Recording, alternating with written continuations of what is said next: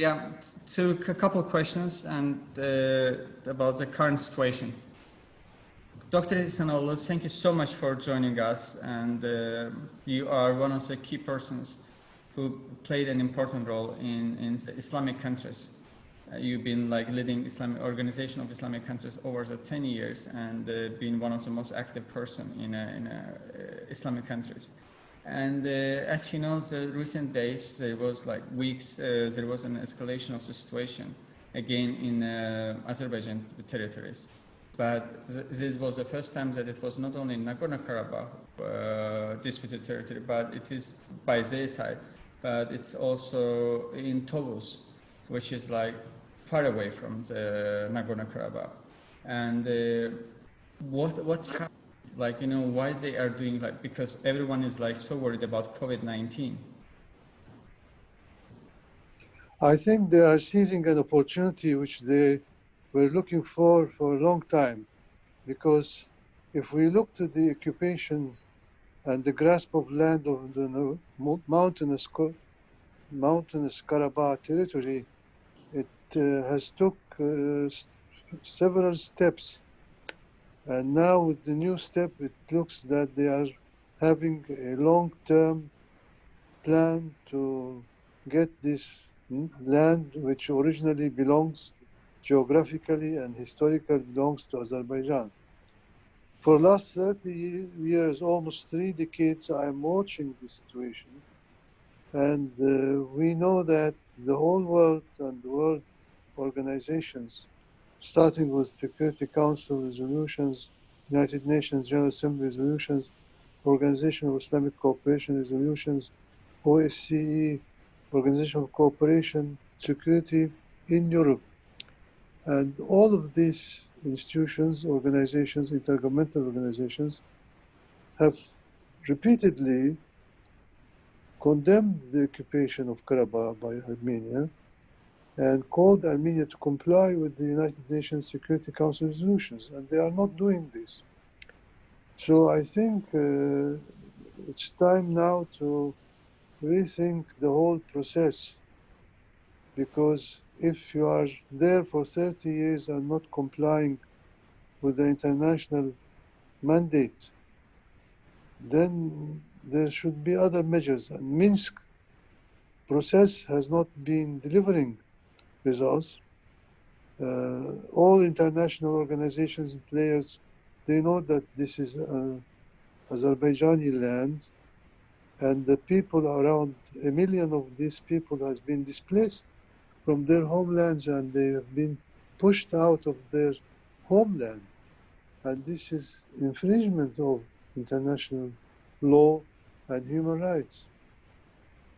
Then it comes like, from here, it comes 2 points. Lack of leadership in European Union institutions, in OECD and United Nations, because, I mean, the member states, they are not empowering Secretary General of UN to have a power to make any decisions, like during the COVID period. In Yemen, there is a war, in Libya, Lebanon. And then it comes also like, you know, what you said about Minsk Group, what everyone was saying, that we have to have Turkey also to be part of the Minsk Group. Yes, Turkey should be part of the group because that will facilitate the process. But let's be clear on one thing, that about the power of the Secretary General of UN. The Secretary General of UN personally has no power. The power is in the Security Council decision. If the decision is taken according to Chapter 7 of the Charter of UN, if you don't take a decision on Chapter 7, then it's all rhetoric. And this is what's happening. And to get resolution from Security Council according to Chapter 7 from the Charter, you need no veto. If you have vetoes from certain powers, 5 countries, the permanent members of the Security Council, then there's no forcible argument.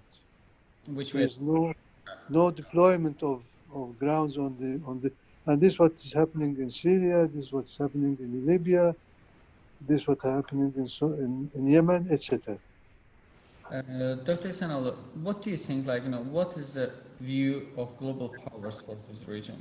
I mean, like, how they see that resolving these conflict situations, because it's not only Nagorno-Karabakh, it's also in the number of other occasions, like, surrounding all this region is lots of conflicts, and it can be explored one day.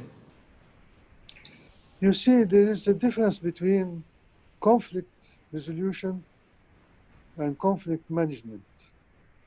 I think what we are going through now is management of conflicts, not a real solution of conflicts. So what is the case in Nagorno-Karabakh, mountainous Karabakh area, what is the case in Libya, in Yemen, in other places, it's certain powers are managing the situation and they are not putting much weight to solve the situation or to end the crisis.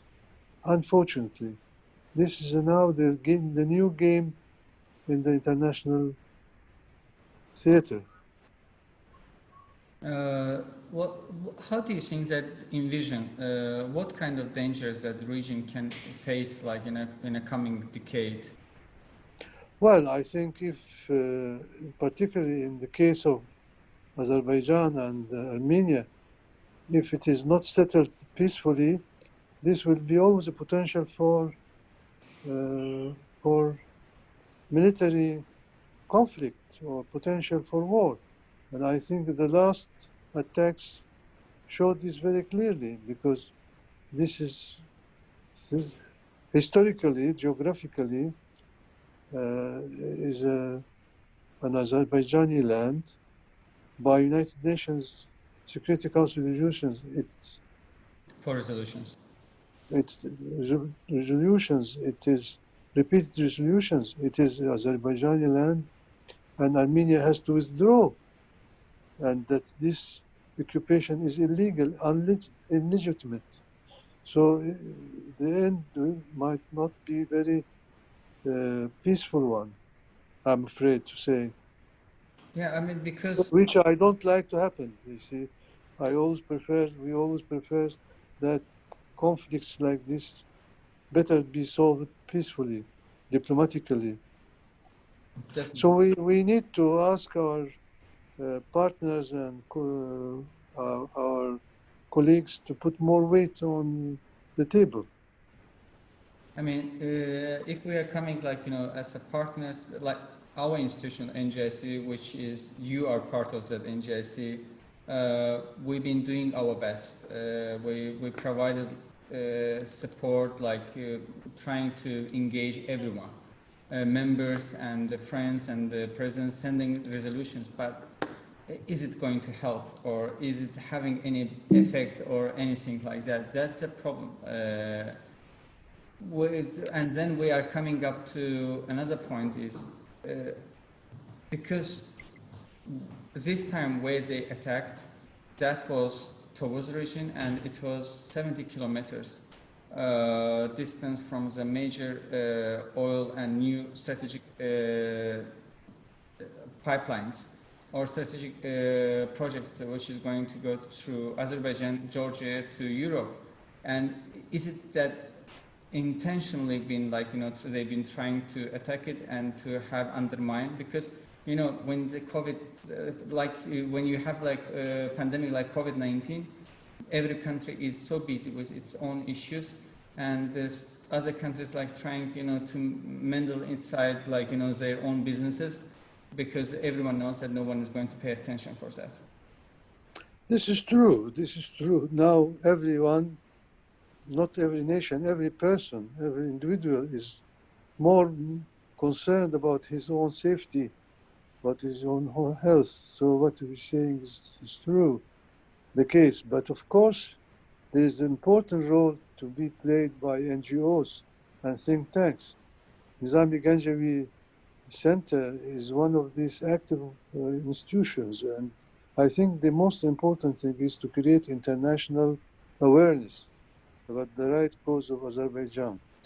when you have all these personalities, former heads of states, heads of international organizations, are members of the foundation, you have a big support on your side. So I think Nizami Ganjavi Center has to work on kind of joint statement by the members of the board and members of the Nizami Ganjavi Forum to support the right cause of the Azerbaijani people and displaced people, those who have been kicked out from their homelands and became refugees. It's more than 1 million people now.